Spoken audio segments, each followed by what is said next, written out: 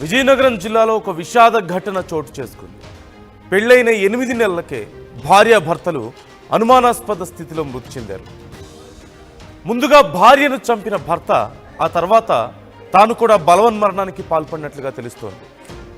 కొత్తవలస మండలం అప్పన్న దూరపాలెంలో ఈ ఘటన చోటు చేసుకుంది. మృతులు చిరంజీవి వెంకటలక్ష్మిగా తెలుస్తోంది. వెంకటలక్ష్మిది వేపాడ మండలం దుంగడ. ఈ నేపథ్యంలో పోలీసులు కేసు నమోదు చేసుకొని దర్యాప్తు చేస్తున్నారు.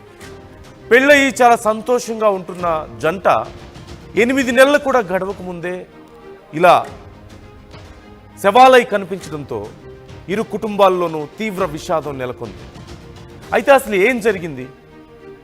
ప్రాథమికంగా అక్కడ ఉన్నటువంటి అనుమానం ప్రకారం, కొంతమంది అనుమానిస్తున్న విధానం ప్రకారం చూస్తే ముందుగా భార్యను కడతేర్చి ఆ తర్వాత భర్త కూడా బలవన్మరణానికి పాల్పడ్డాడంటూ తెలుస్తోంది.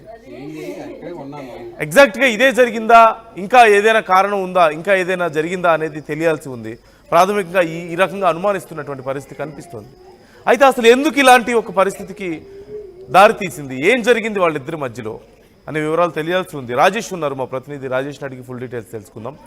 రాజేష్, అసలు ఏం జరిగింది? పెళ్ళై 8 నెలలకే భార్య భర్త చనిపోవడం ఏంటి?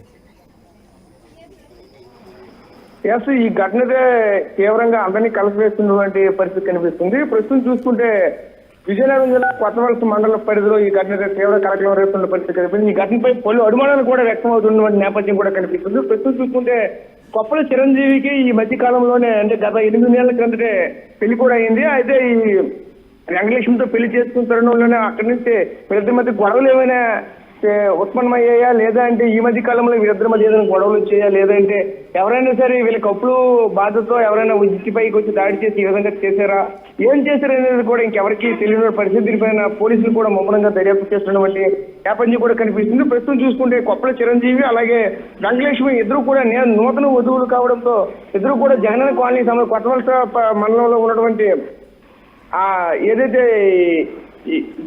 అప్పన్న దూరపాలెం సంబంధించిన ఏదైతే ఉందో ఈ ప్రాంతంలో ఉన్న జగనన్న కాలనీలో కొత్తగా ఈ మ్యారేజ్ అయిన తర్వాత అక్కడే ఆవాసం ఉంటున్న పరిస్థితి కనిపించింది. వీళ్ళిద్దరు కూడా అన్యోన్యంగానే ఉండి వీళ్ళిద్దరు కూడా ఒకే కంపెనీకి వెళ్ళి ఉద్యోగం చేసుకునే నేపథ్యం కూడా కనిపించింది. మరి ఇక్కడ ఏం జరిగింది ఏంటి కూడా ఇంకేం తెలియని పరిస్థితి. దీనిపైన బంధువులు అలాగే అక్కడ చుట్టుపక్కల అందరూ కూడా కన్నీరు మున్నీరు అవుతున్న పరిస్థితి కనిపించింది. ఎందుకంటే నూతన వధువులు ఈ విధంగా అవడంతో ఎలా జరిగింది, ఏం జరిగింది కూడా ఎవరికో తెలియని పరిస్థితి. ముఖ్యంగా చూసుకుంటే ఈ ఘటన కూడా చూస్తూ ఉంటే ఎవరో కావాలని చేసేటువంటి ఘటన కూడా కనిపించింది. ఎందుకంటే అక్కడ చూడొచ్చు ఆ ఫ్యాన్ ఉక్కుకి ఆ ఫ్యాన్ కి ఉరేసుకున్నటువంటి ఆ చున్నీ కూడా ఉన్నటువంటి నేపథ్యం అయితే కనిపిస్తుంది. ఆ చున్నీ కూడా చూస్తూ ఉంటే ఒకవైపు మంచము అలాగే కిందకి కాళ్ళు కూడా కింద నేలపై కాళ్ళు కూడా తాకి ఉన్నటువంటి పరిస్థితులు కూడా కనిపిస్తున్నాయి. ఎందుకంటే ఇవన్నీ కూడా చూస్తుంటే ఎవరో కావాలని చేసి ఈ విధంగా క్రియేట్ చేశారని అంటూ కూడా పలువురు దీనిపైన అనుమానాలు కూడా వ్యక్తమవుతున్న పరిస్థితి కనిపిస్తుంది. దీన్ని మరింత లోతుగా దర్యాప్తు చేయడం కోసం అయితే పోలీసులు కూడా రంగం అంతా సిద్ధం చేయడం పరిస్థితి కనిపిస్తుంది. ముఖ్యంగా చూసుకున్న మరోవైపు ఏదైనా సరే భార్యాభర్తల మధ్య గొడవ ఏదైనా నెలకొని ఇటువంటి ఘటన జరిగింది, అలాగే కనుక జరిగితే ఏమైనా భార్య భర్తను చంపేసి ఆ విధంగా ఉరేసిన తర్వాత భార్య ఈ విధంగా చనిపోయింది అనే కోణంలో కూడా మరోవైపు అయితే దర్యాప్తు జరుగుతున్న పరిస్థితి కనిపిస్తుంది. అయితే దీనిపైన మరిన్ని వివరాలు రావాలంటే పూర్తిగా పోస్ట్ మార్టం రిపోర్ట్ వచ్చిన తర్వాత సూసైడ్ జరిగిందా, లేదంటే ఏ విధంగా చనిపోయారా, పాయిజన్ తీసుకున్నారా, లేదంటే ఇటువంటి పలు అనుమానాలకు కూడా దీనికి వచ్చేటువంటి పోస్ట్ మార్టం రిపోర్ట్ ద్వారా మరిన్ని వివరాలు కూడా బయటకు వచ్చే అవకాశాలు కూడా కనిపిస్తున్నాయి.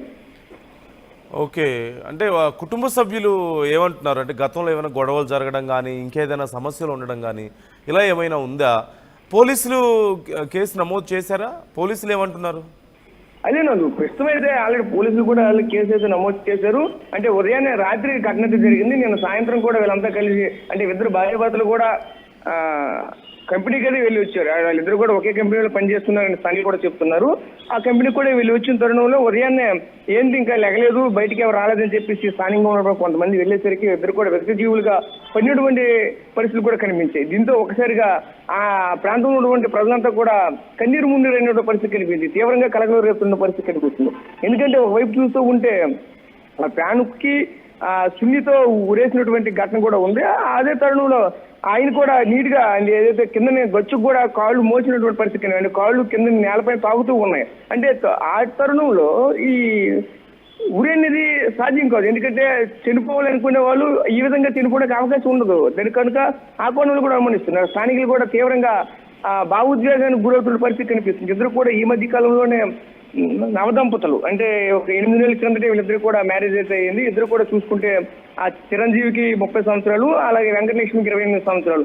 ఇద్దరు కూడా చిన్నపిల్లలే కాబట్టి ఈ మధ్య కాలంలో మ్యారేజ్ అవడంతో బంధువులు అక్కడ ఉన్నటువంటి అందరూ కూడా కన్నీరు మున్నీరు అవుతున్న పరిస్థితి కనిపిస్తుంది. ప్రతి ఒక్కరు కూడా వచ్చి ఏం చేయాలో తోచినటువంటి పరిస్థితులు, నిరుత్సాహంగా ఉంటున్న పరిస్థితి కనిపిస్తుంది. ఇప్పటికే ఇద్దరిని బాడీలు కూడా పోస్ట్ మార్టం తరలించడం నేపథ్యం కూడా కనిపిస్తుందండి.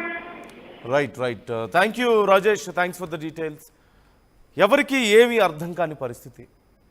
కొత్తగా పెళ్ళైన జంట 8 నెలలు గడిచింది పెళ్ళయి, ఇంతలోనే ఇద్దరు విగత జీవులై పడి ఉన్నారు.